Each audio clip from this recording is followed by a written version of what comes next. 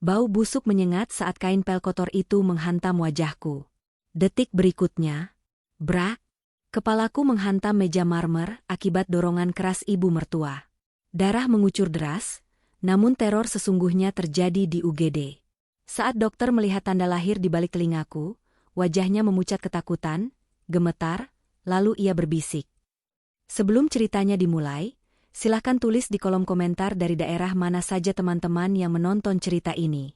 Jangan lupa like dan subscribe agar channel ini bisa semakin berkembang dan bisa mempersembahkan cerita yang lebih menarik lagi. Pukul 4 pagi, dunia masih terlelap dalam selimut kabut yang dingin, namun Kaluna sudah terjaga. Di dapur yang luas namun terasa sempit oleh aura permusuhan itu, Kaluna bergerak seperti bayangan. Tangannya yang ramping namun kasar karena pekerjaan berat, sibuk memotong sayuran. Suara pisau beradu dengan talenan kayu menjadi satu-satunya ritme yang menemani kesunyiannya. Kaluna tidak ingat kapan terakhir kali ia tidur lebih dari 5 jam. Sejak menikah dengan Jovan 2 tahun lalu, hidupnya berubah menjadi jadwal kerja paksa tanpa upah. Ia menatap pantulan wajahnya yang samar di permukaan panci aluminium. Mata itu lelah, cekung, seolah-olah jiwa di dalamnya telah lama dikuras habis. Jangan melamun, nanti gosong. Suara melengking itu memecah konsentrasi Kaluna. Jantungnya berdegup kencang. Ia menoleh dan mendapati Nyonya Mirna sudah berdiri di ambang pintu dapur, mengenakan daster sutra merah marun, dengan tatapan yang bisa membekukan air mendidih. "Maaf, Bu. Saya hanya sedang menunggu minyak panas," jawab Kaluna lirih, menundukkan kepalanya, sebuah refleks pertahanan diri yang sudah mendarah daging. "Alasan saja," cibir Mirna sambil melangkah masuk. Ia mengusapkan jari telunjuknya ke atas meja dapur, lalu memeriksa debu yang mungkin menempel. "Kau ini perempuan yang tidak tahu diuntung. Sudah dipungut dari panti asuhan, diberi rumah, diberi suami tampan seperti Jovan, tapi mengurus dapur saja tidak becus." Kata-kata itu, dipungut dari panti asuhan, selalu menjadi senjata andalan Mirna. Kaluna terdiam. Ia memang tidak memiliki ingatan apapun sebelum usia 20 tahun. Ia terbangun di rumah sakit panti asuhan 5 tahun lalu tanpa nama, tanpa masa lalu, hanya dengan rasa sakit kepala yang hebat dan bekas luka di sekujur tubuh. Mirna datang setahun kemudian, bak malaikat penolong yang memilihnya menjadi menantu. Namun, malaikat itu ternyata sipir penjara. Pukul 6 tepat, Jovan turun dari lantai 2. Pria itu tampak rapi dengan setelan kerjanya, aroma parfum mahal menguar darinya. Namun, bagi Kaluna, aroma itu memuakan. Itu adalah aroma kepengecutan. "Pagi, Ma." "Pagi, Lun," sapa Jovan datar, langsung duduk di kursi makan dan membuka ponselnya. Kaluna menyajikan nasi goreng dengan telur mata sapi yang sempurna di hadapan mereka. Ia berdiri di samping meja, menunggu instruksi selanjutnya layaknya pelayan restoran, bukan istri. Mirna menyuapkan 1 sendok nasi ke mulutnya, mengunyahnya perlahan, lalu tiba-tiba meludahkan kembali makanan itu ke piring. "Cuy, asin sekali. Kau mau membunuhku dengan darah tinggi, hah?" teriak Mirna. Kaluna tersentak. "Tapi, Bu, saya sudah takar garamnya seperti biasa." "Jovan?" Mirna menoleh pada putranya. "Lihat istrimu." Dia mulai berani membantah. "Masakan sampah begini dia bilang biasa?" Jovan bahkan tidak mengangkat wajah dari layar ponselnya. "Sudahlah, Lun. Kalau Mama bilang asin, ya asin. Minta maaf saja dan buatkan roti bakar. Jangan perpanjang masalah." Kaluna mengepalkan tangannya di balik apron kumalnya. Rasa panas menjalar di dadanya, bukan karena marah, tapi karena rasa ketidakberdayaan yang menghimpit. "Maafkan saya, Bu. Saya ganti sekarang," ucap Kaluna dengan suara bergetar. Di balik punggungnya, Mirna tersenyum tipis. Senyum penuh kemenangan dan kelicikan. Ia tahu nasi itu pas rasanya. Ia hanya butuh alasan untuk memulai hari dengan menyiksa mental menantunya. Baginya, melihat Kaluna menderita adalah sarapan yang paling lezat. Selesai insiden sarapan, Kaluna tidak diberi kesempatan untuk istirahat. Nyonya Mirna memberikan daftar tugas yang panjangnya tak masuk akal. Namun, ada satu perintah yang membuat Kaluna merinding. Hari ini, Kau bersihkan gudang belakang. Sampai bersih. Tidak ada debu, tidak ada tikus. Aku mau gudang itu kosong dan semua barang lama dimasukkan ke kotak kardus baru. Perintah Mirna sambil menyeruput teh manisnya di teras. Gudang belakang? Tanya Kaluna ragu.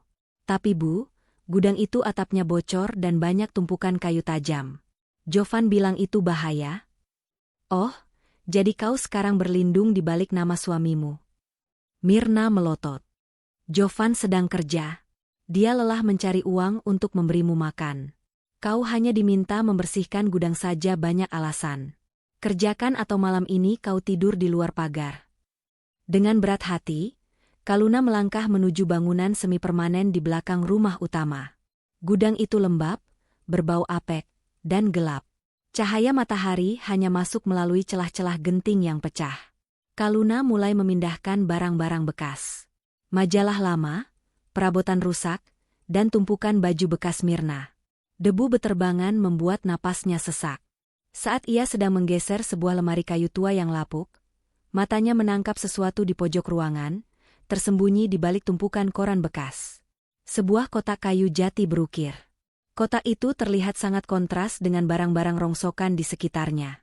Ukirannya halus, dan kuncinya terbuat dari tembaga yang sudah menghitam. Kaluna mendekat, berjongkok untuk melihat lebih jelas. Ada inisial kecil di bagian bawah kotak itu, AW. Jantung Kaluna berdesir aneh. Deja vu. Perasaan ini seperti kilatan petir yang menyambar ingatan kosongnya. Ia merasa pernah melihat ukiran pola bunga lili di kotak itu. Tangannya terulur, jari-jarinya gemetar saat menyentuh permukaan kayu yang dingin. Kenapa rasanya sakit sekali? Bisik Kaluna pada dirinya sendiri. Kepalanya tiba-tiba berdenyut nyeri. Bayangan samar tentang api, suara rem mobil yang memekakan telinga, dan teriakan seseorang melintas di benaknya. Brak! Pintu gudang terbanting terbuka. Cahaya menyilaukan masuk, menciptakan siluet tubuh gempal Nyonya Mirna di ambang pintu. Apa yang kau lakukan di situ? Teriak Mirna. Suaranya bukan sekadar marah, tapi panik. Kaluna terlonjak kaget, nyaris menjatuhkan kotak itu. Bu, saya menemukan kotak ini di balik lemari. Wajah Mirna memucat seketika, lalu berubah merah padam karena amarah. Ia bergegas masuk, langkahnya menghentak lantai kayu yang rapuh, lalu merampas kotak itu dari tangan Kaluna dengan kasar. Siapa yang menyuruhmu menyentuh ini? Lancang sekali tanganmu. Mirna mendekap kotak itu erat-erat seolah isinya adalah nyawanya sendiri. Saya hanya membersihkan, Bu. Saya tidak tahu. Keluar, bentak Mirna, matanya melotot liar, keringat dingin bercucuran di pelipisnya. Keluar dari sini. Jangan pernah masuk ke gudang ini lagi tanpa izinku. Pergi. Kaluna berlari keluar dengan ketakutan. Ia tidak mengerti kenapa mertuanya begitu histeris hanya karena kotak tua.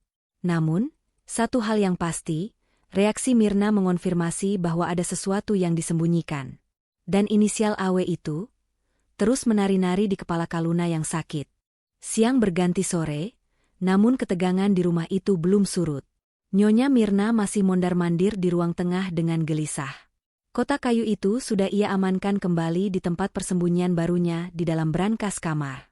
Namun, paranoia sudah menguasainya. Ia merasa Kaluna mulai ingat. Tidak mungkin. Dokter bilang amnesianya permanen karena kerusakan otak lobus temporal. Gumam Mirna pelan, mencoba menenangkan dirinya sendiri. Tapi anak sialan itu, tatapannya tadi berbeda. Kaluna, yang tidak tahu apa yang sedang berkecamuk di pikiran mertuanya, sedang mengepel lantai ruang makan. Ia bekerja dalam diam, berusaha menjadi tak kasat mata. Ia menggunakan ember berisi air yang sudah keruh dan kecoklatan karena kotoran dari gudang tadi.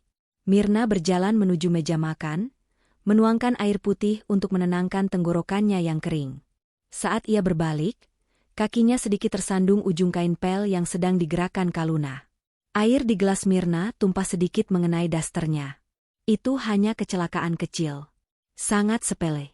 Tapi bagi Mirna yang sedang dilanda ketakutan dan paranoia, ini adalah pemicu ledakan. Kau sengaja ya? Teriak Mirna, suaranya melengking memecahkan kesunyian sore. Kaluna segera bersimpuh. Maaf, Bu, saya tidak sengaja, saya tidak melihat ibu berbalik. Bohong.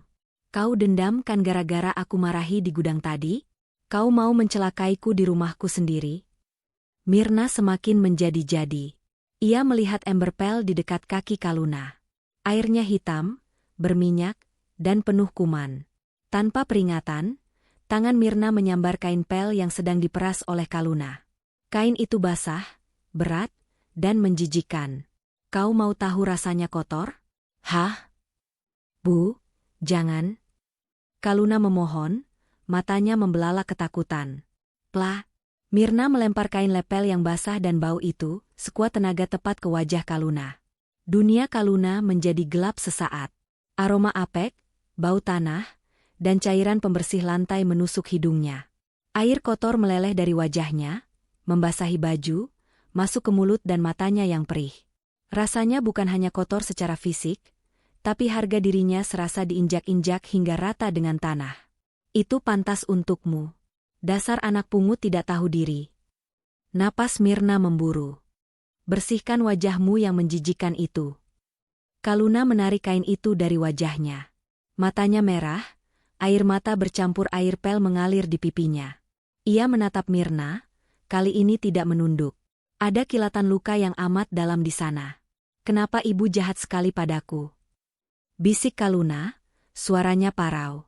Pertanyaan itu justru membuat Mirna semakin kalap. Ia tidak suka tatapan itu. Itu tatapan yang sama dengan wanita itu, ibu kandung Kaluna, yang dulu ia layani. Tatapan orang yang bermartabat. Berani kau menatapku begitu? Mirna maju selangkah, tangannya terangkat. Atmosfer di ruang makan itu begitu padat, seolah udara pun takut untuk bergerak. Kaluna masih berlutut di lantai yang basah, sementara Nyonya Mirna berdiri menjulang di atasnya seperti raksasa yang siap memangsa. Pintu depan terbuka. Jovan pulang. Ada apa ini ribut-ribut? Tanya Jovan, melonggarkan dasinya. Ia melihat istrinya basah kuyup dengan air kotor dan ibunya yang sedang murka. Namun, alih-alih menolong istrinya, Jovan justru menghela napas kesal. Pulang kerja capek, malah disuguhi drama. Istrimu ini, Jovan, dia mau mencelakai Mama. Dia sengaja menjegal kaki Mama sampai Mama hampir jatuh. Adu Mirna, memutarbalikkan fakta dengan lancar. Kaluna menggeleng lemah. Tidak, Mas. Ibu yang melempar kain. Diam kau, bentak Mirna. Kaluna mencoba berdiri. Kakinya gemetar hebat karena lelah dan syok. Lantai di sekitarnya licin karena air pel yang tumpah dari kain tadi. Saat ia berusaha menegakkan tubuhnya, Mirna yang masih dikuasai amarah melihat kesempatan. Jangan berani-berani berdiri di depanku saat aku bicara. Mirna mendorong bahu Kaluna dengan kedua tangannya sekuat tenaga. Dorongan itu keras dan tiba-tiba. Di atas lantai keramik yang licin, Kaluna tidak memiliki pijakan. Tubuhnya terhuyung ke belakang, melayang tanpa kendali. Waktu seakan melambat. Kaluna bisa melihat langit-langit ruang makan berputar. Dan kemudian, DUG. Bunyi yang mengerikan terdengar saat belakang kepala Kaluna menghantam sudut tajam meja hias marmer di belakangnya. Bukan bunyi yang nyaring, tapi bunyi tumpul yang menyakitkan. Bunyi tulang bertemu batu. Tubuh Kaluna merosot ke lantai. Hening. 1 detik. 2 detik. Cairan merah kental mulai merembes keluar dari balik rambut hitam Kaluna, mengalir cepat di atas lantai keramik putih, bercampur dengan sisa air pel yang kotor. Darah itu merah terang, mengalir deras seolah bendungan telah jebol. Kaluna. Jovan yang sedari tadi diam akhirnya berteriak. Matanya terbelalak melihat kolam darah yang kian melebar.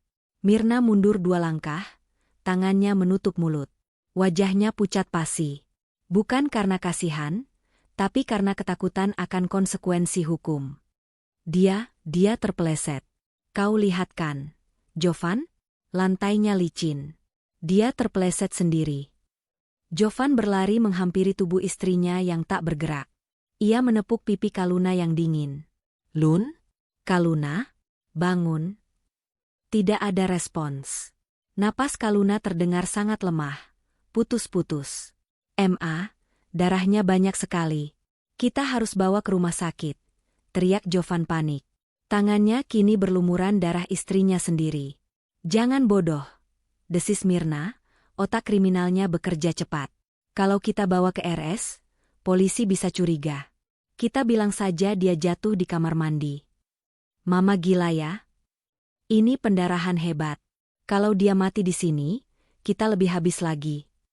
Jovan, untuk pertama kalinya dalam hidupnya, membentak ibunya. Ketakutan akan mayat di dalam rumah mengalahkan rasa takutnya pada sang ibu. Jovan mengangkat tubuh ringan Kaluna. Kepala istrinya terkulai lemah, darah terus menetes membuat jejak mengerikan di sepanjang jalan menuju mobil. Mirna mengikuti dengan gemetar, otaknya sibuk menyusun alibi. Ingat Jovan, bisik Mirna saat mereka masuk ke mobil. Dia jatuh sendiri. Kau saksinya. Jangan sebut-sebut soal aku mendorongnya. Mengerti? Jovan tidak menjawab, tangannya gemetar memegang setir. Di kursi belakang, Kaluna terbaring diam, nyawanya berada di ujung tanduk. Unit gawat darurat rumah sakit pusat kota itu sedang sibuk. Namun kedatangan Jovan yang membopong wanita berdarah-darah langsung menarik perhatian para perawat. Tolong istri saya. Kepalanya bocor, teriak Jovan. Dokter Rian, kepala jaga UGD malam itu, segera berlari mendekat. Ia pria berusia awal 30-an, dengan mata tajam yang cerdas namun terlihat lelah. Bawa ke bed 3. Suster, siapkan infus NaCl dan set jahit. Cek vital sign sekarang, perintah Dokter Rian tegas. Tirai ditutup. Mirna dan Jovan dipaksa menunggu di luar. Di balik tirai, Dokter Rian bekerja cekatan. Ia menggunting sedikit rambut di sekitar luka untuk melihat sumber pendarahan.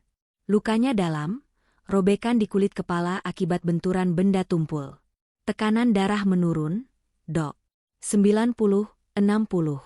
Nadi lemah, lapor perawat. Pasang oksigen. Saya akan hentikan pendarahannya dulu, kata Rian.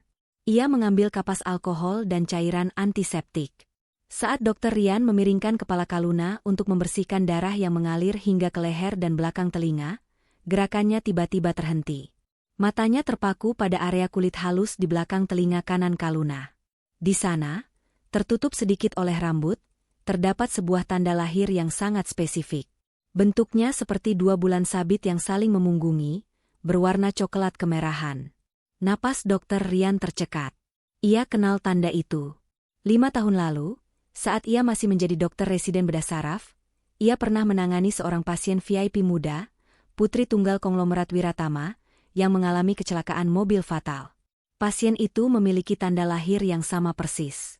Pasien itu dinyatakan hilang dari rumah sakit desa tempat ia dirawat sementara sebelum sempat dipindahkan ke kota, dan tidak pernah ditemukan lagi. Kasus itu menjadi misteri besar. Rian menelan ludah, tangannya sedikit gemetar. Ia memeriksa lebih teliti.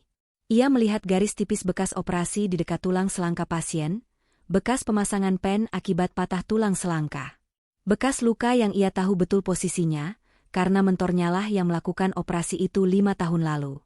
Wajah Dokter Rian memucat, darah seolah surut dari wajahnya. Ia menatap wajah pasien yang tertidur itu. Meski kurus kering dan terlihat menderita, struktur tulangnya adalah milik Alana Wiratama. Dokter? Ada apa? Tanya perawat bingung melihat dokternya mematung. Rian tersadar. Ia menatap perawat dengan sorot mata yang berubah, dari dokter menjadi pelindung. Suster, lanjutkan pembersihan luka dan jahit yang rapi. Jangan biarkan siapapun masuk ke tirai ini, terutama keluarga pasien yang di luar. Bilang aku sedang melakukan prosedur sterilisasi rumit. Bisik Rian cepat dan tajam. Baik, Dok, tapi kenapa? Lakukan saja. Rian mundur, melepas sarung tangannya dengan kasar dan membuangnya ke tempat sampah medis. Ia menyelinap keluar lewat pintu samping ruang tindakan, menuju ruang jaga dokter yang sepi. Tangannya merogoh saku jas putihnya, mengambil ponsel. Jari-jarinya dengan cepat menekan sebuah nomor yang tersimpan di kontak darurat private-nya. Nomor seorang komisaris polisi yang juga paman dari Alana Wiratama yang hilang. Nada sambung berbunyi 2 kali sebelum diangkat. Halo, Rian? Tumben menelepon malam-malam. Komandan, suara Rian bergetar menahan amarah dan ketegangan. Saya menemukannya. Dia ada di UGD saya sekarang. Siapa? Apa maksudmu? Alana. Alana Wiratama. Dia masih hidup, Komandan. Dan... Rian melirik ke arah pintu ruang tunggu di mana ia bisa melihat siluet Mirna dan Jovan dari kejauhan. Kondisinya mengenaskan. Seseorang telah menyembunyikannya dan mencoba membunuhnya lagi malam ini. Hening sejenak di ujung telepon, sebelum suara di seberang sana berubah dingin dan tegas. Kunci semua pintu keluar. Jangan biarkan siapapun membawa dia pergi.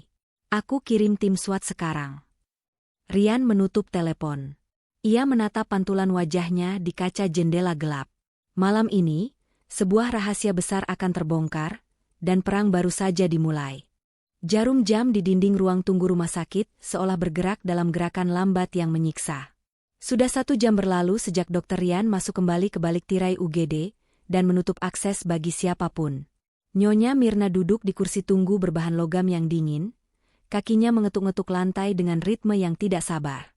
Lama sekali, gerutu Mirna, matanya menyapu lorong rumah sakit yang sepi. Hanya menjahit luka sobek. Kenapa seperti operasi jantung? Jovan, coba kau gedor pintunya.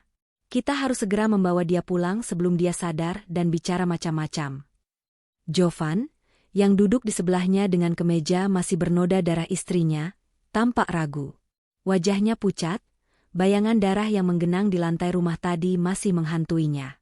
Ma, dokter bilang prosedurnya rumit. Kalau kita memaksa masuk, malah mencurigakan. Sabar saja.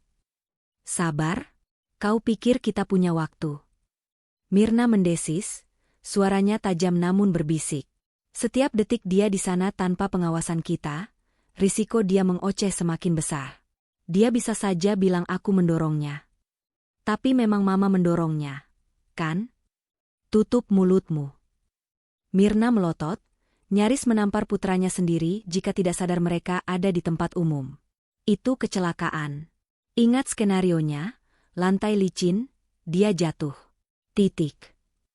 Tiba-tiba, pintu kaca otomatis di ujung koridor UGD terbuka lebar.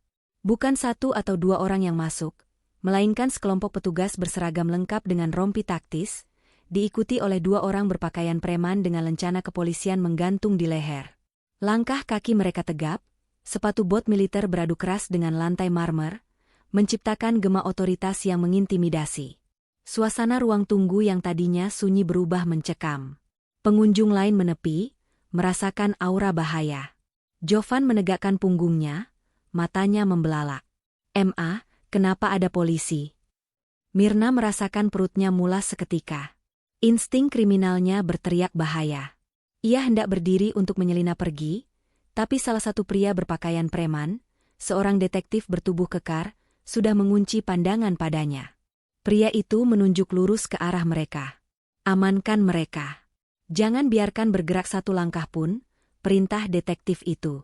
Dalam sekejap, 4 petugas berseragam mengepung Mirna dan Jovan. Apa-apaan ini? Kami keluarga pasien. Mirna berteriak, mencoba menggunakan taktik lamanya, intimidasi suara keras. Kalian tidak punya hak menahan kami. Anak saya sakit di dalam. Dr. Rian keluar dari pintu UGD, kali ini tanpa masker. Wajahnya dingin, tatapannya menusuk tajam ke arah Mirna. Di sebelahnya berdiri detektif tadi. Keluarga? Dr. Rian tersenyum sinis, senyum yang tidak mencapai matanya. Berdasarkan bukti fisik di tubuh pasien, penyiksa adalah kata yang lebih tepat. Kau, dokter kurang ajar. Aku akan tuntut rumah sakit ini. Mirna meronta saat seorang petugas memegang lengannya. Saudari Mirna dan saudara Jovan, detektif itu bersuara berat, mengeluarkan secari kertas perintah penahanan. Kalian ditahan bukan hanya atas dugaan kekerasan dalam rumah tangga pasal 44, tapi juga atas dugaan penculikan, penyekapan, dan percobaan pembunuhan terhadap saudari Alana Wiratama. Nama itu, Alana Wiratama, seperti petir yang menyambar tepat di jantung Mirna.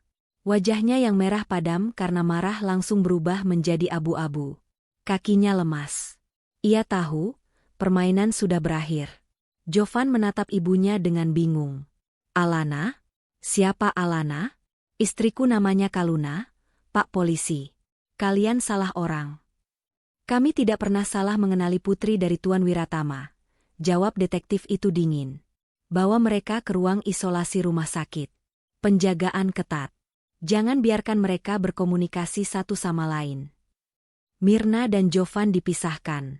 Jovan dibawa ke pos satpam rumah sakit yang dijaga polisi, sementara Mirna diseret ke sebuah ruangan administrasi kosong yang diubah menjadi ruang interogasi darurat. Di dalam ruangan itu, Mirna duduk berhadapan dengan detektif Prasetyo. Tangan Mirna tidak diborgol, tapi 2 poluan berdiri siaga di belakangnya. Mirna berusaha menata kembali topengnya. Ia menarik napas dalam, mengubah ekspresi wajahnya menjadi wanita tua yang terzalimi. Pak polisi, ini kesalahpahaman besar. Mirna memulai dengan suara bergetar yang dibuat-buat. Menantu saya, Kaluna, dia anak yatim piatu. Saya mengambilnya dari panti asuhan kasih sayang 5 tahun lalu. Saya merawatnya, memberinya makan, menikahkan dengan putra saya. Nama Alana yang Bapak sebut itu, saya tidak kenal. Detektif Prasetyo tidak bereaksi.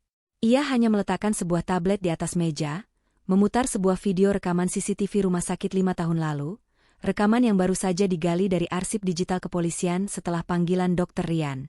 Video itu buram, tapi cukup jelas memperlihatkan kekacauan UGD di sebuah rumah sakit daerah terpencil pasca kecelakaan beruntun. Terlihat seorang wanita parubaya, Mirna yang lebih muda, mengenakan seragam cleaning service, mendorong kursi roda yang membawa pasien wanita tak sadarkan diri keluar melalui pintu belakang, menjauh dari keramaian medis. Mirna terdiam menatap layar itu. Matanya berkedut. Kami sudah memeriksa latar belakangmu, Mirna, kata Prasetyo datar. Sebelum kau mendadak pensiun dan hidup dari uang yang tidak jelas asalnya, kau bekerja sebagai kepala asisten rumah tangga di kediaman keluarga Wiratama selama 10 tahun. Kau dipecat karena mencuri perhiasan nyonya besar, bukan? Itu fitnah, sergah Mirna. Dan 5 tahun lalu, saat berita kecelakaan Alana Wiratama meledak di media, kau ada di lokasi kejadian. Kau tidak menolongnya untuk dibawa ke petugas medis. Kau melihat kesempatan. Kau melihat putri mantan majikanmu yang sekarat dan hilang ingatan sebagai tiket lotre. Detektif Prasetyo mencondongkan tubuhnya ke depan. Dr. Rian menemukan bekas operasi pemasangan pen di tulang selangka korban. Nomor seri pen itu terdaftar atas nama Alana Wiratama. Kau tidak bisa menyangkal lagi. Mirna gemetar.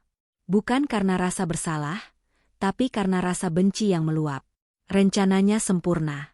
Selama 5 tahun, Kaluna adalah sapi perah dan pelampiasan dendamnya. Gadis itu penurut, bodoh, dan tidak ingat apa-apa. Kenapa sekarang harus hancur hanya karena kain pel sialan itu? Dia pantas mendapatkannya.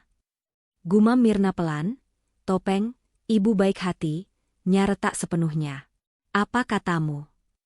Mirna mendongak, matanya kini memancarkan kegilaan murni. Keluarga Wiratama itu sombong. Mereka memecatku hanya karena aku mengambil 1 cincin kecil. 1 cincin. Padahal aku sudah mengabdi 10 tahun. Jadi ketika aku melihat putri kesayangan mereka tergeletak di pinggir jalan seperti sampah, aku memungutnya. Aku menjadikannya pembantu. Aku ingin melihat putri konglomerat itu menyikat WC-ku, memakan sisa makananku. Itu adil, kan? Pengakuan itu keluar begitu saja, didorong oleh ego dan kebencian yang sudah membusuk di hatinya. Detektif Prasetyo tersenyum tipis. Ia menunjuk ke arah cermin satu arah di dinding samping. Terima kasih atas pengakuanmu. Itu semua sudah direkam. Pintu ruangan terbuka. Seorang petugas masuk, berbisik pada Prasetyo. Komandan, Elang, sudah mendarat di atap. Tuan Besar sudah tiba. Suara baling-baling helikopter memecah keheningan malam di atap rumah sakit. Angin kencang menerbangkan debu saat helikopter hitam mengkilap dengan logo W Group mendarat sempurna. Pintu helikopter terbuka. Tuan Wiratama turun. Pria berusia 60 tahun itu masih tampak gagah meski rambutnya telah memutih sepenuhnya. Garis wajahnya keras, ditempa oleh duka kehilangan anak tunggal selama 5 tahun. Di belakangnya, tim pengacara dan dokter pribadi keluarga mengikuti dengan langkah cepat. Ia tidak berjalan, ia menerjang. Lorong rumah sakit yang panjang dilaluinya dengan langkah lebar. Setiap perawat dan dokter yang berpapasan dengannya menyingkir, memberi jalan pada aura kekuasaan dan kesedihan yang bercampur menjadi satu. Dr. Rian sudah menunggu di depan pintu ruang VVIP tempat Kaluna, atau Alana, dipindahkan. Tuan Wiratama, sapa Rian sopan namun tegas. Kondisinya stabil, tapi dia mengalami gegar otak sedang. Dia baru saja siuman. Di mana dia? Suara Tuan Wiratama serak, bergetar menahan emosi yang meluap. Apakah benar itu putriku? Jangan beri aku harapan palsu, dokter. Aku sudah terlalu sering hancur. Silakan masuk, Tuan. Lihatlah sendiri. Tuan Wiratama mendorong pintu perlahan. Ruangan itu hening, hanya terdengar bunyi monitor detak jantung yang stabil.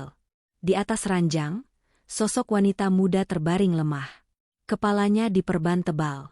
Wajahnya lebam, tubuhnya sangat kurus, jauh berbeda dari putrinya yang dulu cabi dan ceria. Namun, saat wanita itu menoleh perlahan ke arah pintu, Tuan Wiratama merasa lututnya goyah.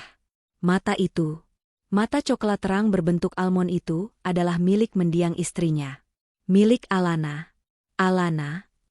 Tuan Wiratama berjalan mendekat, air mata yang selama 5 tahun ia tahan akhirnya jatuh. Ia menyentuh tangan putrinya yang kasar dan penuh bekas luka bakar minyak. Hatinya hancur berkeping-keping melihat tangan yang dulu hanya memegang piano, kini rusak karena kerja paksa. Kaluna menatap pria tua yang menangis di hadapannya. Kepalanya masih berdenyut nyeri luar biasa. Benturan keras di meja marmer tadi, seolah meretakkan dinding tebal yang menghalangi ingatannya selama ini. Potongan-potongan gambar mulai bermunculan di benaknya. Seorang pria yang mengajarinya naik sepeda, pesta ulang tahun mewah, sebuah mobil yang terbalik, dan wajah pria ini. Papa. Suara Kaluna keluar seperti bisikan yang nyaris tak terdengar, serak dan asing di telinganya sendiri. Satu kata itu sudah cukup. Tuan Wiratama memeluk putrinya, membenamkan wajahnya di bahu Alana yang kurus, menangis terseduh-seduh layaknya anak kecil. Maafkan Papa, nak. Maafkan Papa tidak menemukanmu lebih cepat. Maafkan Papa. Di sudut ruangan, dokter pribadi keluarga Wiratama dengan cepat mengambil sampel darah dari selang infus untuk tes DNA kilat sebagai formalitas hukum. Namun bagi Tuan Wiratama, ia tidak butuh kertas hasil laboratorium. Ikatan batin seorang ayah tidak pernah bohong. Di luar ruangan, Dr. Rian menutup pintu pelan-pelan, memberikan privasi. Ia menghela napas panjang, merasa beban berat terangkat dari pundaknya. Namun, ia tahu tugasnya belum selesai. Ia harus memastikan pelaku yang membuat Alana seperti ini membayar mahal. Sementara reuni mengharukan terjadi di ruang VVIP, Jovan sedang mengalami krisis eksistensi di pos satpam. Ia mondar-mandir, keringat dingin membasahi kemejanya. Ia mencoba mencerna informasi yang baru saja ia dengar. Alana Wiratama, istriku anak orang terkaya di negara ini, gumam Jovan histeris. Otaknya yang dangkal mulai berhitung. Jika Kaluna adalah Alana, berarti dia adalah menantu konglomerat. Bayangan hidup mewah, mobil sport, dan uang tak berseri melintas di benaknya. Bodoh. Aku bodoh sekali, rutuk Jovan. Kenapa Mama tidak bilang? Kalau aku tahu dia kaya raya, aku akan memperlakukannya seperti ratu, bukan pembantu. Pintu pos terbuka. Detektif Prasetyo masuk, membawa sebuah kotak kardus berisi barang bukti yang disita dari rumah Mirna, termasuk kotak kayu berukir yang ditemukan Kaluna di gudang. Duduk, Jovan, perintah Prasetyo. Jovan duduk patuh. Pak, saya bisa jelaskan. Saya tidak tahu apa-apa soal penculikan. Saya juga korban kebohongan ibu saya. Oh, kau memang korban kebodohanmu sendiri, tapi kau bukan korban dalam kasus penyiksaan. Prasetyo meletakkan foto-foto kondisi tubuh Kaluna di meja. Bekas luka setrika, bekas cambukan sapu, dan malnutrisi. Kau tinggal serumah dengannya. Kau melihat istrimu diperlakukan seperti budak selama 2 tahun pernikahan, dan kau diam saja. Dalam hukum, pembiaran kejahatan adalah kejahatan. Prasetyo kemudian membuka kotak kayu berukir itu. Di dalamnya terdapat paspor lama atas nama Alana Wiratama, sebuah kalung berlian yang putus, dan beberapa lembar foto Alana sebelum kecelakaan. Ibumu, Mirna, adalah predator yang sabar. Prasetyo mulai menjelaskan narasi yang telah disusun polisi. 5 tahun lalu, dia menemukan Alana yang terlempar dari mobil saat kecelakaan di jalan lintas provinsi.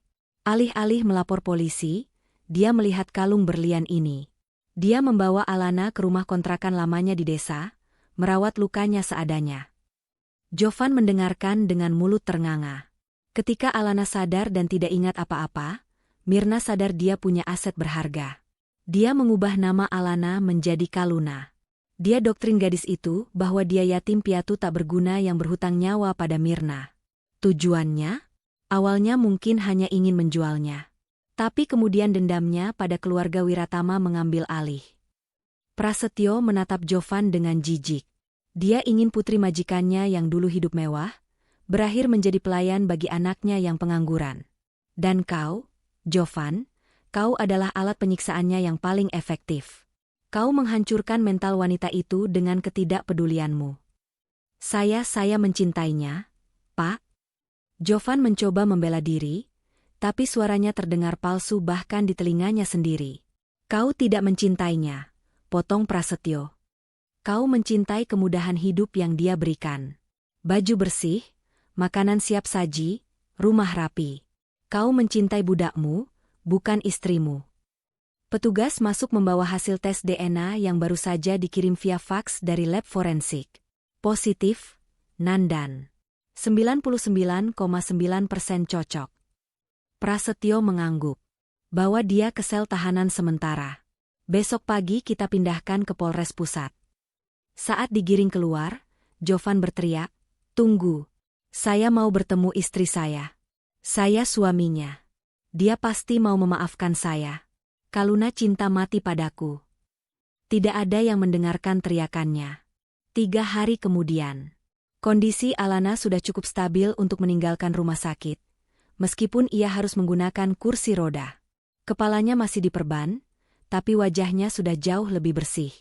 Nutrisi yang baik selama 3 hari terakhir membuat kulitnya sedikit lebih bercahaya, meski tatapan matanya masih kosong dan trauma. Tuan Wiratama bersikeras membawa putrinya pulang hari itu juga. Namun, prosedur hukum mengharuskan Alana memberikan keterangan singkat di kantor polisi untuk melengkapi berkas penahanan Mirna dan Jovan. Lobi kantor polisi dipenuhi wartawan. Kasus, putri konglomerat yang dijadikan budak mertua, telah menjadi berita utama nasional. Kamera berkilatan saat Tuan Wiratama mendorong kursi roda Alana, dikawal ketat oleh pengawal pribadi. Di ruang konfrontasi yang dibatasi kaca, Jovan dan Mirna dihadirkan. Mereka mengenakan baju tahanan oranye. Mirna tampak berantakan, rambutnya kusut, wajahnya penuh kebencian. Jovan tampak menyedihkan, matanya bengkak karena menangis. Saat melihat Alana masuk, Jovan langsung melompat mendekati kaca pembatas. "Sayang, Lun, Alana." Jovan berteriak, menempelkan telapak tangannya di kaca. "Ini aku, Mas Jovan, suamimu. Maafkan Mas, sayang. Mas janji akan berubah. Mas akan merawatmu. Jangan biarkan mereka memisahkan kita." Alana menatap pria itu. Ingatannya belum pulih 100%, tapi perasaan sakit hati, takut, dan kecewa itu masih sangat nyata. Dia ingat bagaimana pria itu hanya diam saat ia dipukul. Dia ingat bagaimana pria itu lebih mementingkan game di ponselnya saat Alana demam tinggi. Perlahan, Alana mengangkat tangannya, memberi isyarat pada pengacaranya untuk mendekatkan mikrofon interkom. "Siapa kamu?" tanya Alana. Suaranya pelan, datar, dan dingin sedingin es. Jovan tertegun. "Ini Mas, Lun, suamimu." "Suami?" Alana memiringkan kepalanya sedikit, seolah sedang mengingat-ingat konsep yang asing. "Saya tidak ingat punya suami. Yang saya ingat di rumah itu ada 2 orang. Satu monster tua, dan satu parasit yang hidup dari keringat saya." Jovan mundur selangkah, wajahnya pucat pasi seolah ditampar keras. Alana menoleh ke arah Mirna yang duduk diam dengan tatapan membunuh. "Dan kau?" kata Alana, matanya menatap tajam ke manik mata Mirna. "Kau bilang aku berhutang nyawa padamu karena kau memungutku? Kau salah. Kau tidak memungutku. Kau mencuriku. Dan sekarang, Aku mengambil kembali hidupku. Setiap tetes darah yang keluar dari kepalaku di lantai dapur itu, akan kau bayar dengan setiap detik sisa hidupmu di penjara. Kau anak durhaka, jerit Mirna sebelum petugas menariknya mundur. Alana mematikan mikrofon. Ia menatap ayahnya, Tuan Wiratama, yang berdiri di sampingnya dengan bangga. Ayo pulang, Pak. Tempat ini bau sampah, kata Alana. Tuan Wiratama mengangguk, mendorong kursi roda putrinya berbalik meninggalkan ruangan itu. Meninggalkan Jovan yang merosot ke lantai sambil menangis meraung-raung, menyadari bahwa ia telah kehilangan berlian demi mempertahankan batu kerikil. Di luar kantor polisi, hujan mulai turun. Dokter Rian berdiri di dekat mobil jemputan, memegang payung. Ia menatap Alana yang dimasukkan ke dalam mobil mewah. Mata mereka bertemu sesaat. Alana mengangguk kecil sebagai tanda terima kasih. Rian membalas dengan senyum tulus. Ini bukan akhir. Ini baru permulaan dari kebangkitan Alana Wiratama. Dan bagi Mirna serta Jovan, neraka yang sesungguhnya baru saja membuka gerbangnya. Cahaya matahari pagi menembus tirai sutra berwarna krem, jatuh lembut di atas permadani Persia yang melapisi lantai kamar tidur yang luas itu. Alana terbangun bukan karena teriakan melengking ibu mertua atau alarm murah yang memekakan telinga, melainkan karena aroma lavender dari humidifier di sudut ruangan. Ia membuka mata, menatap langit-langit kamar yang dihiasi lampu gantung kristal. Selama sesaat, kepanikan menyerangnya. Tangannya meraba-raba sisi tempat tidur, mencari kain pel atau sapu lidi. Nona Alana, Anda baik-baik saja? Seorang perawat pribadi berseragam putih masuk dengan nampan berisi obat dan segelas jus delima segar. Alana menghela napas panjang, detak jantungnya perlahan normal. Ia bukan lagi Kaluna si pembantu. Ia ada di Mensyah Wiratama. Aku bermimpi sedang membersihkan kamar mandi, gumam Alana, suaranya masih terdengar lemah namun lebih bertenaga dibanding minggu lalu. Sudah 1 bulan berlalu sejak insiden di rumah sakit. Luka di kepala Alana sudah mengering, menyisakan garis paru tipis yang kini tertutup oleh poni rambutnya yang mulai tumbuh sehat. Namun, luka di jiwanya membutuhkan waktu lebih lama untuk sembuh. Sore itu, Dokter Rian datang untuk sesi terapi kognitif rutin. Alana duduk di kursi roda di taman belakang Mensyah, menatap kolam ikan koi yang tenang. Bagaimana ingatanmu hari ini? Tanya Rian, duduk di bangku taman di sebelahnya, tidak mengenakan jas dokter melainkan kemeja kasual yang digulung hingga siku. Potongan-potongan gambar itu semakin jelas. Rian, jawab Alana tanpa menoleh. Aku ingat hari kecelakaan itu. Aku ingat mobilku diserempet truk di tikungan tajam. Lalu aku terlempar keluar. Aku ingat wajah Mirna yang menunduk di atasku. Dia tidak menelepon ambulans. Dia mengambil kalungku dan dia tersenyum. Tangan Alana mencengkeram pegangan kursi roda, hingga buku-buku jarinya memutih. Dia tersenyum melihatku sekarat. Bagaimana bisa ada manusia sejahat itu? Rian menatap Alana dengan simpati yang mendalam. Kejahatan seringkali lahir dari rasa iri yang tidak terkendali. Alana. Mirna merasa dunia tidak adil padanya, jadi dia menciptakan ketidakadilan untuk orang lain. Alana menoleh, menatap mata dokter muda itu. Dulu aku bodoh, kan? Membiarkan diriku diinjak-injak selama 2 tahun. Menghamba pada Jovan yang tidak berguna. Kau tidak bodoh. Kau sakit. Amnesia dan manipulasi psikologis, gaslighting, adalah kombinasi mematikan. Kau korban, Alana. Jangan menyalahkan dirimu sendiri. Alana menggeleng pelan, tatapannya berubah menjadi dingin dan keras, mirip dengan tatapan ayahnya, Tuan Wiratama. Tidak, Rian. Kaluna adalah korban. Tapi Alana adalah penyintas. Dan Alana tidak akan membiarkan mereka lolos, hanya dengan hukuman penjara biasa. Aku ingin mereka merasakan apa yang aku rasakan. Kehilangan segalanya. Rian melihat perubahan itu. Ada api yang baru menyala di mata Alana. Api yang berbahaya, namun mempesona. Apa rencanamu? Tanya Rian pelan. Alana tersenyum tipis. Ayah sudah menyiapkan pengacara. Tapi aku yang akan menulis naskah dramanya. Keesokan harinya, badai hukum mulai bergerak.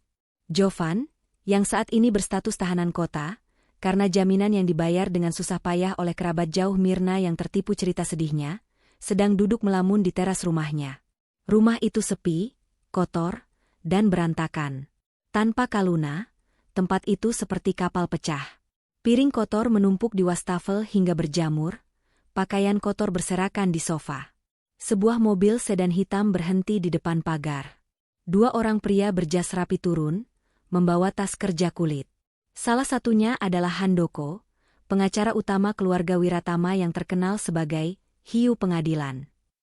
Jovan berdiri dengan gugup. "Kalian siapa? Wartawan?" Handoko tidak menjawab pertanyaan itu. Ia langsung menyerahkan sebuah amplop tebal berwarna coklat. "Saudara Jovan, saya mewakili klien saya, Nyonya Alana Wiratama. Ini adalah surat gugatan cerai." Jovan menerima amplop itu dengan tangan gemetar. "Cerai? Tidak. Saya tidak mau cerai. Saya masih mencintai istri saya." "Simpan drama itu untuk sinetron," potong Handoko dingin. Di dalam dokumen itu juga terlampir tuntutan ganti rugi perdata atas tindakan perbudakan modern, penyiksaan fisik, dan kerugian imaterial selama 2 tahun pernikahan. Total tuntutan ganti rugi adalah 50 miliar rupiah. Mata Jovan melotot, nyaris keluar. 50 miliar? Kalian gila? Dari mana saya punya uang sebanyak itu?" "Kami tahu Anda tidak punya uang," lanjut Handoko santai, sambil memberikan isyarat pada rekannya yang menempelkan stiker besar berwarna merah menyala di gerbang dan pintu rumah. "Disita oleh pengadilan." "Apa-apaan ini?" Jovan berteriak histeris. "Rumah ini dibeli atas nama Mirna, bukan? Berdasarkan audit forensik, uang muka rumah ini berasal dari hasil penjualan perhiasan curian milik keluarga Wiratama 5 tahun lalu. Bank sudah menyetujui penyitaan aset untuk membayar sebagian ganti rugi. Anda punya waktu 1 jam untuk mengemasi barang pribadi Anda dan angkat kaki dari sini." Jovan mundur terhuyung-huyung. Kakinya lemas. Rumah ini adalah satu-satunya tempat berlindung baginya. "Tapi, saya harus tinggal di mana?" Handoko merapikan jasnya, menatap Jovan dengan tatapan merendahkan yang terukur. "Mungkin Anda bisa mencoba tidur di gudang belakang seperti yang Anda biarkan istri Anda lakukan dulu?" "Oh maaf, gudangnya juga disita. Selamat siang." Para pengacara itu pergi, meninggalkan Jovan yang berdiri mematung di halaman rumah yang bukan lagi miliknya. Langit mendung bergulung di atas kepala, seolah alam semesta pun sedang menertawakan kejatuhannya. Hidup Jovan berubah 180 derajat dalam sepekan. Tanpa rumah, tanpa mobil, yang juga disita karena kredit macet, dan tanpa pekerjaan. Berita tentang kekejaman dia dan ibunya sudah menyebar luas. Setiap kali Jovan melamar pekerjaan, HRD perusahaan hanya perlu mengetik namanya di Google, dan wajahnya muncul dengan judul berita, "Suami durhaka siksa istri Sultan." Ia diusir dari satu kontrakan murah ke kontrakan lain, karena pemilik kos tidak mau menampung penjahat. Kini, Jovan berakhir tidur di sebuah pos ronda kosong di pinggiran kota, beralaskan kardus bekas. Perutnya perih karena hanya makan roti sisa yang ia beli dari uang receh hasil mengamen, sesuatu yang sangat merendahkan harga dirinya. Malam itu, hujan turun deras. Atap pos ronda bocor, meneteskan air tepat di kakinya. Dingin menusuk tulang. Jovan meringkuk, memeluk lututnya. Pikirannya melayang pada kenangan saat Kaluna masih ada. Kaluna yang selalu menyiapkan air hangat saat ia pulang. Kaluna yang memijat kakinya meski wanita itu sendiri kelelahan. Kaluna yang tidak pernah mengeluh meski hanya diberi uang belanja pas-pasan. Kenapa jadi begini? Isak Jovan. Namun, alih-alih introspeksi, pikiran kerdil Jovan justru mencari kambing hitam. Ini semua salah Papa Alana. Orang tua itu sombong. Dia memisahkan suami istri. Alana pasti masih mencintaiku. Dia hanya dipengaruhi ayahnya. Rasa lapar dan putus asa membuat akal sehatnya hilang. Jovan mengeluarkan ponselnya yang layarnya sudah retak. Ia membuka media sosial dan membuat sebuah video klarifikasi. Dalam video itu, Jovan berakting sedih. Matanya sembab, bajunya lusuh. "Halo teman-teman, saya Jovan. Saya suami Kaluna, atau Alana. Saya ingin meluruskan berita. Saya tidak pernah menyiksa istri saya. Itu semua fitnah orang kaya yang ingin memisahkan kami. Saya sekarang gelandangan, diusir oleh mertua yang kejam. Alana, kalau kamu lihat ini, Mas rindu. Mas tahu kamu dipaksa membenci Mas. Tolong kembali. Video itu diunggah. Dalam hitungan jam, video itu viral. Namun, reaksinya terbelah. Sebagian besar netizen menghujat, namun ada segelintir orang bodoh yang percaya pada air mata buaya, Jovan dan mulai menyerang keluarga Wiratama dengan narasi, orang kaya menindas orang miskin. Di Mensyah Wiratama, Alana menonton video itu dari tabletnya. Ia tidak marah. Ia justru tertawa kecil. Tawa yang kering dan mengerikan. Dia menggali kuburannya sendiri, gumam Alana. Ia menekan tombol interkom. Paman Handoko, siapkan rencana B, umpan sudah dimakan. Sebelum menjalankan rencana besarnya untuk Jovan, Alana butuh satu penutupan lagi. Ia harus melihat wajah Mirna. Rumah tahanan wanita Pondok Bambu. Ruang kunjungan itu dipisahkan oleh kaca tebal dan jeruji besi. Alana datang mengenakan gaun hitam elegan, kontras dengan baju tahanan oranye kusam yang dikenakan Mirna. Wajah Mirna terlihat lebih tua 10 tahun dalam sebulan terakhir. Pipinya kempot, rambutnya memutih sepenuhnya.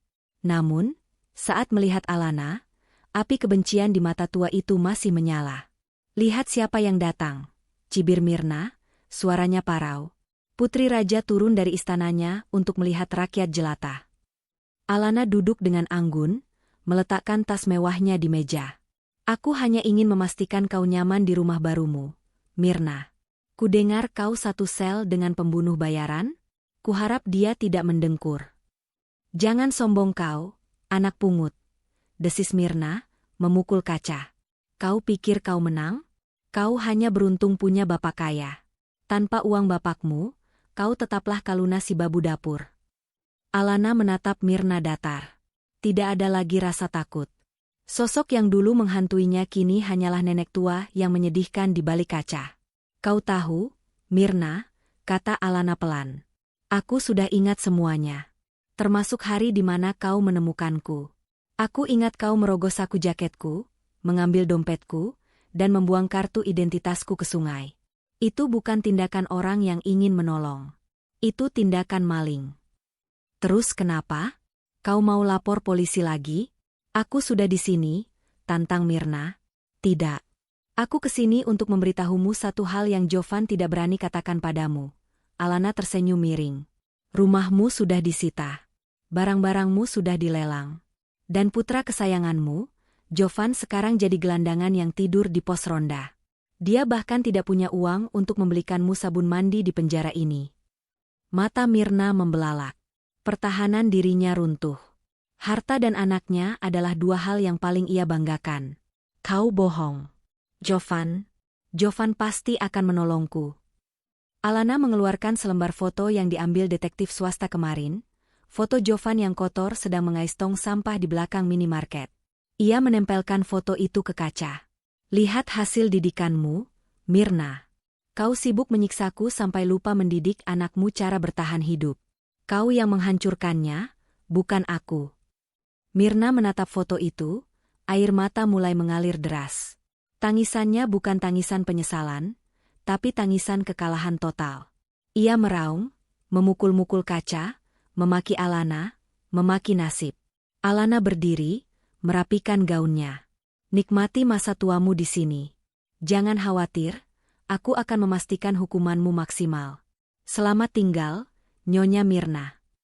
Alana berbalik pergi, meninggalkan Mirna yang histeris ditarik paksa oleh sipir penjara. Satu beban berat terangkat dari dada Alana. Sekarang, giliran Jovan. Viralnya video Jovan membuat opini publik sedikit goyah. Alana tahu, ia harus menghancurkan narasi, suami terzalimi, itu sekali untuk selamanya. Tidak dengan pengacara, tapi dengan pengakuan Jovan sendiri. Melalui perantara anonim, Alana mengirim pesan pada Jovan. Ia setuju untuk bertemu. Makan malam mediasi. Hanya kita berdua. Tanpa pengacara, tanpa ayahku. Di restoran Skyview jam 7 malam. Jovan merasa mendapat durian runtuh. Ia yakin Alana luluh melihat videonya. Ia meminjam jas bekas dari teman sesama gelandangan, mencukur jenggotnya di toilet umum, dan berjalan kaki menuju restoran mewah di atap gedung pencakar langit itu. Saat Jovan tiba, Alana sudah duduk di meja sudut yang memiliki pemandangan kota malam hari. Alana tampak memukau dengan gaun merah marun. Cantik, tapi mengintimidasi. Sayang. Jovan mendekat, hendak memeluk. Duduk, perintah Alana dingin. Jovan duduk, tersenyum canggung.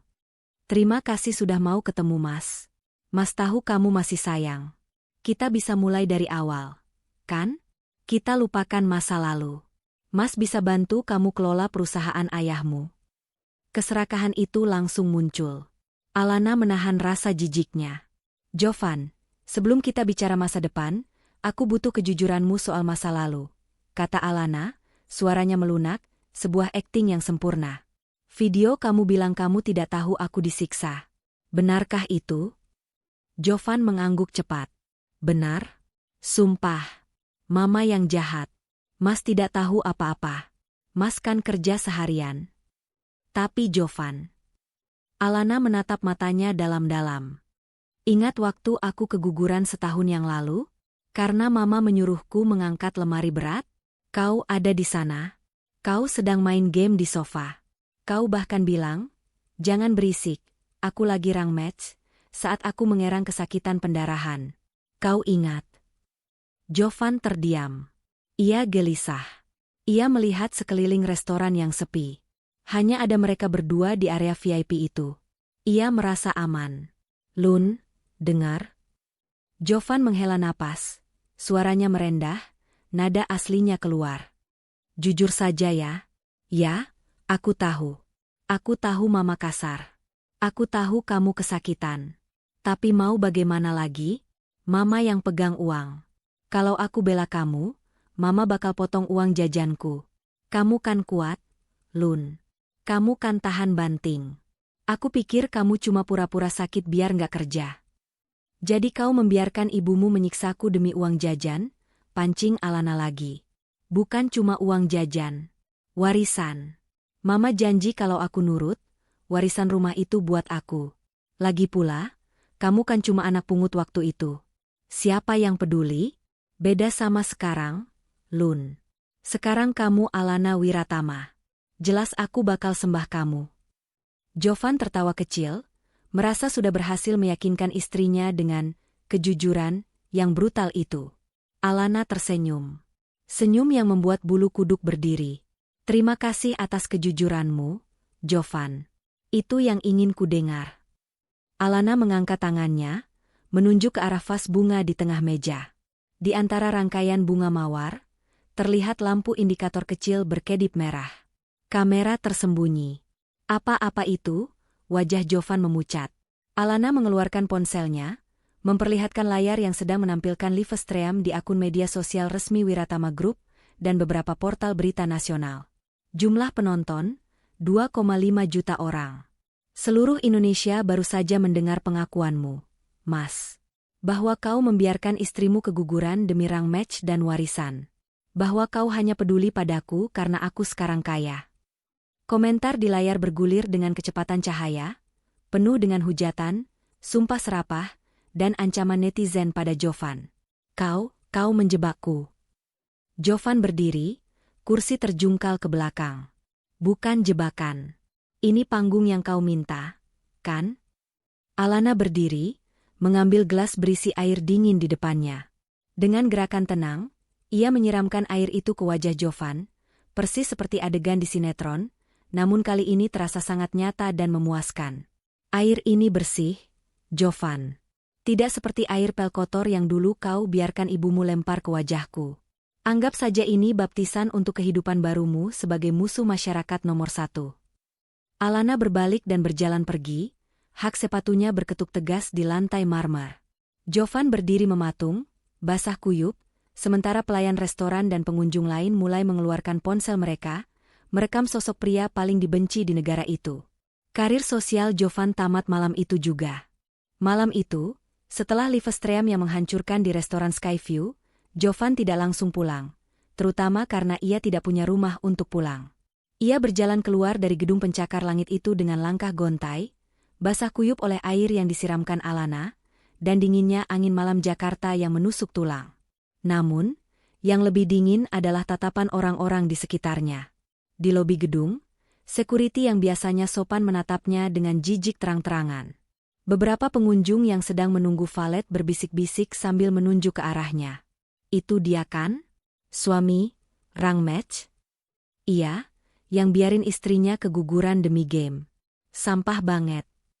Jangan dekat-dekat, nular miskin mentalnya." Jovan mencoba menunduk, menutupi wajahnya dengan kerah jas pinjaman yang sudah bau apek. Ia merogoh saku, mengeluarkan ponselnya. Notifikasi berbunyi tanpa henti hingga ponsel itu panas. Ribuan pesan masuk di semua akun media sosialnya. Bukan pujian, melainkan cacian. Wajahnya telah dijadikan meme nasional. Tagar Jovan parasit dan suami sampah menjadi trending topik nomor 1 di X, Twitter. Seseorang bahkan telah menyebarkan nomor WhatsApp pribadinya, membuat ponselnya dibanjiri panggilan dari nomor tak dikenal yang hanya berisi makian atau suara kentut. "Sialan. Sialan Alana," umpat Jovan, membanting ponselnya ke trotoar hingga hancur berkeping-keping. Kini ia benar-benar terputus dari dunia. Lapar dan lelah, Jovan mencoba masuk ke sebuah minimarket 24 jam untuk membeli air mineral dengan sisa uang receh di sakunya. Baru saja ia membuka pintu kaca, kasir yang berjaga, seorang perempuan muda, langsung berteriak, "Keluar, kami tidak melayani Anda." Jovan ternganga. "Mbak, saya cuma mau beli air. Saya nonton live-nya tadi. Saya pernah punya suami kasar kayak Mas. Saya jijik lihat muka Mas. Keluar atau saya panggil warga." Kasir itu mengambil sapu, mengacungkannya seperti senjata. Beberapa pengemudi ojek daring yang sedang istirahat di depan minimarket mulai berdiri, menatap Jovan dengan sorot mata tidak bersahabat. Sadar dirinya dalam bahaya fisik, Jovan lari. Ia berlari menembus ganggang gelap, dikejar oleh bayang-bayang dosanya sendiri. Malam itu, Jovan berakhir tidur di dalam sebuah gerobak sampah kosong di belakang pasar tradisional. Bau busuk sampah menyelimutinya, ironi yang sempurna bagi pria yang dulu membiarkan istrinya diperlakukan seperti kotoran. Di dalam gelap, Jovan menangis. Bukan karena menyesal telah menyakiti Alana, tapi menyesal karena kenyamanannya telah direnggut paksa. Ia merindukan kasur empuk. Ia merindukan masakan panas Kaluna. Ia merindukan statusnya sebagai tuan di rumah kecilnya. Namun dunia tidak lagi peduli. Bagi masyarakat, Jovan sudah mati secara sosial. Tidak akan ada perusahaan yang mau mempekerjakannya. Tidak akan ada wanita yang mau mendekatinya. Namanya telah tercatat dalam sejarah digital sebagai simbol kegagalan seorang pria. 3 bulan kemudian, Pengadilan Negeri Jakarta Pusat dipadati manusia. Ini adalah hari pembacaan vonis untuk kasus penyekapan dan penyiksaan Alana Wiratama. Ruang sidang penuh sesak oleh wartawan, aktivis hak perempuan, dan masyarakat umum yang geram. Di barisan depan, Tuan Wiratama duduk dengan tenang, didampingi Alana yang tampil memukau dengan setelan blazer putih bersih, melambangkan kebangkitan dan kesucian yang tak ternoda. Di kursi terdakwa, Nyonya Mirna duduk dengan kuyu. Rompi tahanan merah menyala membungkus tubuhnya yang kini tinggal tulang berbalut kulit. Kesombongannya telah luntur digerogoti kerasnya kehidupan penjara selama masa persidangan. Wajahnya yang dulu angkuh kini tertunduk, menghindari sorot kamera. Hakim ketua, seorang wanita parubaya dengan wibawa yang menakutkan, mengetuk palu untuk membuka sidang. Suasana hening seketika. Berdasarkan bukti-bukti yang diajukan, hakim mulai membaca berkas setebal bantal itu dengan suara lantang. Rekaman CCTV, hasil visum et repertum yang menunjukkan adanya malnutrisi kronis, bekas luka bakar, patah tulang yang tidak diobati, serta trauma kepala berat yang diderita korban. Hakim berhenti sejenak, menatap tajam ke arah Mirna. Dan berdasarkan kesaksian ahli, Dr. Rian, serta pengakuan saudara Jovan yang telah divalidasi, majelis hakim menemukan bahwa terdakwa, Mirna, secara sadar dan sengaja melakukan eksploitasi fisik dan psikis terhadap korban yang berada dalam kondisi rentan, amnesia. Alana mendengarkan dengan wajah datar. Di sebelahnya, Dokter Rian menggenggam sandaran kursi Alana, memberikan dukungan moral tanpa kata. Tindakan terdakwa bukan sekadar kekerasan dalam rumah tangga, melainkan perampasan hak asasi manusia yang sistematis. Terdakwa memanfaatkan ketidakberdayaan korban untuk keuntungan ekonomi dan kepuasan pribadi yang sadis. Mirna gemetar. Ia melirik ke arah pengacaranya, pengacara publik yang ditunjuk negara karena ia tak mampu membayar pengacara swasta. Namun pengacara itu hanya menggeleng pelan, memberi isyarat bahwa tidak ada harapan. Dengan ini, pengadilan memutuskan, suara hakim meninggi, menjatuhkan hukuman kepada terdakwa Mirna dengan pidana penjara selama 20 tahun. Ruang sidang meledak dengan suara riuh. Palu diketuk 3 kali.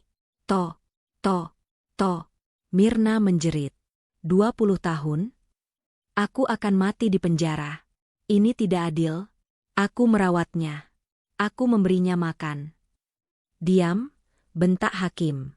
Anda beruntung jaksa tidak menuntut hukuman mati atas percobaan pembunuhan berencana. Bawa terdakwa keluar. 2 petugas menyeret Mirna yang meronta-ronta. Saat melewati barisan Alana, Mirna berhenti sejenak, menatap mantan menantunya dengan mata melotot. Kau puas? Hah? Kau puas? Teriak Mirna, air liur muncrat dari mulutnya. Alana berdiri perlahan. Ia menatap Mirna bukan dengan kemarahan, tapi dengan rasa kasihan yang dingin. Aku tidak mencari kepuasan, Mirna, jawab Alana tenang, suaranya terdengar jelas di tengah keriuhan. Aku mencari keadilan. Dan hari ini, Tuhan telah memberikannya. Nikmati sisa hidupmu merenungi setiap kain pel kotor yang kau lemparkan padaku. Mirna diseret keluar pintu samping, teriakannya menghilang di lorong gelap penjara, tempat di mana ia akan menghabiskan sisa napasnya. Alana menghembuskan napas panjang. Beban di pundaknya akhirnya terangkat sepenuhnya. 1 tahun berlalu sejak vonis dijatuhkan. Mensyah Wiratama berdiri megah di tengah badai hujan yang melanda kota.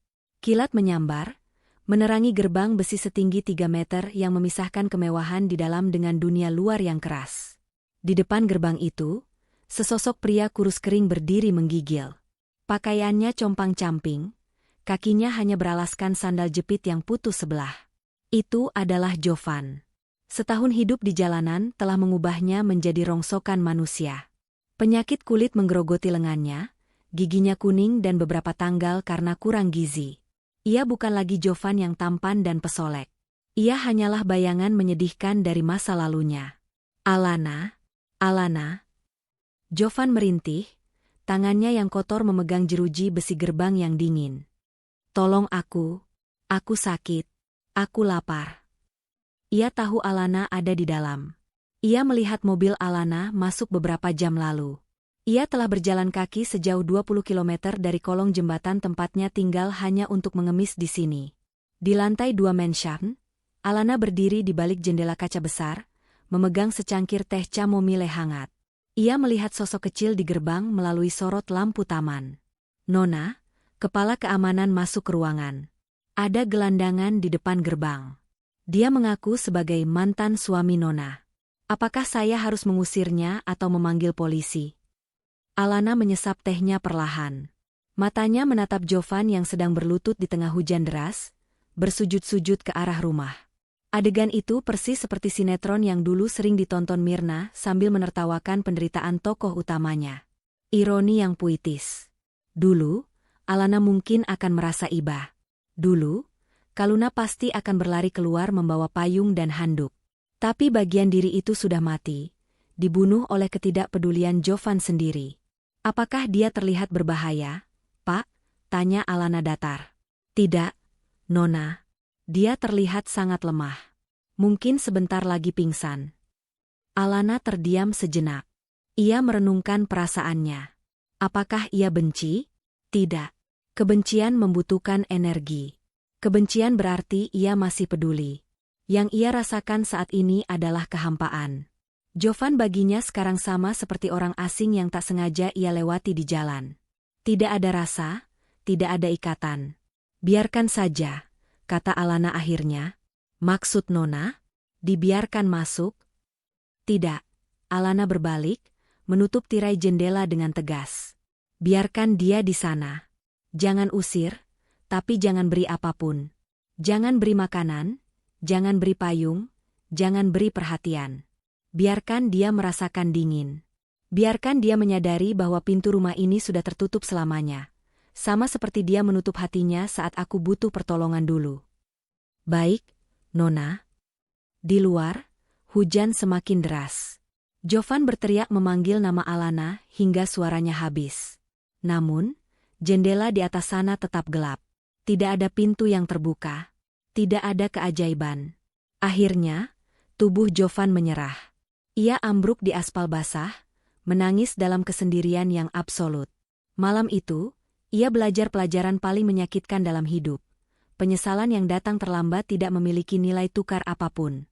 Cahaya matahari pagi menyinari gedung kaca bertuliskan, Yayasan Alana Wiratama. Gedung itu sibuk. Puluhan pengacara muda, psikolog, dan pekerja sosial berlalu lalang. Ini adalah proyek besar Alana, sebuah lembaga bantuan hukum dan pemulihan trauma gratis bagi korban KDRT yang tidak mampu. Alana duduk di ruang kerjanya, memeriksa laporan bulanan. Yayasan ini telah berhasil membebaskan 50 wanita dari jeratan pernikahan abusif dan memenjarakan 30 pelaku kekerasan dalam 6 bulan terakhir. Alana menggunakan rasa sakitnya sebagai bahan bakar untuk menyelamatkan orang lain. Tok, tok. Pintu terbuka. Dokter Rian masuk, membawa 2 kotak makan siang. Ia kini menjabat sebagai konsultan medis utama di yayasan tersebut, mendedikasikan waktu luangnya di luar jam praktek RS untuk membantu korban-korban Alana. Waktunya makan siang. Bu Bos, canda Rian, meletakkan kotak bento di meja Alana. Jangan sampai kau sakit lagi. Pasienku yang satu ini sangat berharga. Alana tersenyum, menutup laptopnya. Hubungannya dengan Rian telah berkembang secara organik. Tidak ada pernyataan cinta yang dramatis atau bunga-bunga romantis yang klise. Hanya kebersamaan yang tenang, saling pengertian, dan rasa hormat yang mendalam. Rian adalah antitesis dari Jovan. Ia mendengarkan, ia mendukung, dan ia tidak pernah menuntut. Terima kasih, Rian, kata Alana tulus. Bagaimana kondisi pasien baru yang datang pagi tadi? Luka fisiknya bisa sembuh dalam 2 minggu. Tapi traumanya butuh waktu. Sama sepertimu dulu, Rian duduk di kursi depan meja Alana, menatapnya lembut. Tapi melihatmu sekarang, aku yakin dia juga punya harapan. Alana menatap pantulan dirinya di kaca jendela. Ia melihat wanita yang kuat. Bekas luka di belakang kepalanya masih ada, tertutup rambut, menjadi pengingat rahasia akan seberapa jauh ia telah melangkah. Kau tahu, Rian, Alana memulai, jarinya memainkan ujung pulpen. Dulu aku berpikir hidupku sudah berakhir saat kain pel itu mengenai wajahku. Aku pikir aku hanyalah sampah. Rian mengulurkan tangannya melintasi meja, menggenggam tangan Alana. Genggaman yang hangat dan meyakinkan. Berlian yang jatuh ke lumpur tetaplah berlian, Alana. Kau hanya butuh seseorang untuk membersihkannya. Dan sekarang, kau bersinar lebih terang dari sebelumnya. Alana merasakan wajahnya memanas. Ada debar jantung yang berbeda, debar harapan, bukan ketakutan. Ayah mengundangmu makan malam akhir pekan ini, kata Alana pelan, sedikit malu. Dia bilang dia ingin berterima kasih secara resmi pada pria yang menyelamatkan putrinya. Rian tersenyum lebar. Aku akan datang. Tapi katakan pada Tuan Wiratama, aku menyelamatkanmu karena tugasku sebagai dokter. Tapi aku tetap di sisimu sekarang, itu karena pilihanku sebagai pria. Alana tertawa. Tawa yang lepas dan bahagia, suara yang sudah bertahun-tahun tidak terdengar dari bibirnya. 2 tahun kemudian, Balai Seni Jakarta malam itu dipenuhi oleh kaum elit, kritikus seni, dan pejabat. Pameran seni kontemporer bertajuk The Unspoken Scars, luka yang tak terucap, menjadi perbincangan hangat di seluruh negeri. Alana Wiratama, sang kurator sekaligus seniman utama, berjalan di tengah kerumunan dengan gaun malam berwarna emas. Ia tampak agung, penuh percaya diri, dan tak tersentuh. Di lengannya, Rian, yang kini telah resmi menjadi tunangannya, menggandengnya dengan bangga. Pengunjung berjalan melewati berbagai instalasi seni yang menggambarkan penderitaan wanita. Ada patung dari pecahan kaca, lukisan dari abu, dan instalasi suara tangisan yang diredam. Namun, kerumunan terbesar berkumpul di tengah ruangan, mengelilingi sebuah displei utama. Di atas sebuah pedestal marmer putih, di dalam kotak kaca anti peluru yang diberi pencahayaan dramatis, terdapat sebuah objek yang sangat sederhana namun mengejutkan. Bukan berlian, bukan emas, bukan lukisan antik. Itu adalah selembar kain lepel. Kain itu terlihat kotor, lusuh, berwarna abu-abu kecoklatan dengan serat-serat yang sudah brudul. Bekas noda yang tak bisa hilang masih tercetak di sana. Di bawahnya, terdapat sebuah plakat emas kecil bertuliskan The Trigger, pemicu, media, kain katun bekas air mata artis, Alana Wiratama. Benda ini pernah dilemparkan ke wajah saya untuk menghinakan saya, untuk mengingatkan bahwa saya tidak berharga. Namun, benda inilah yang justru membangunkan saya dari tidur panjang. Kotoran di kain ini membersihkan mata saya untuk melihat kebenaran. Ini bukan sekadar sampah, ini adalah monumen kebangkitan. Seorang kritikus seni tua menggeleng-gelengkan kepalanya dengan takjub. Brilian. Mengubah simbol penindasan menjadi simbol kekuatan. Ini adalah karya seni paling jujur yang pernah saya lihat. Alana berdiri di samping kotak kaca itu, menatap kain lep yang dulu pernah membuatnya merasa seperti makhluk paling hina di dunia. Kini, kain itu menjadi objek yang dikagumi, dilindungi, dan bernilai seni tinggi. Tuan Wiratama mendekat, merangkul bahu putrinya. Papa bangga padamu, nak. Kau mengubah nerakamu menjadi surga bagi orang lain. Alana tersenyum, matanya berkaca-kaca namun tidak meneteskan air mata. Ia melihat bayangan dirinya di kaca display. Ia melihat masa lalunya, masa kini, dan masa depannya yang cerah. Ayo pulang, bisik Rian di telinganya. Besok kita punya banyak pekerjaan di yayasan. Alana mengangguk. Ia berbalik, memunggungi kain lep itu. Ia tidak lagi melihat ke belakang. Kain itu kini hanyalah sejarah. Sebuah artefak bisu yang menandai di mana Kaluna berakhir, dan di mana Alana yang tak terkalahkan dimulai.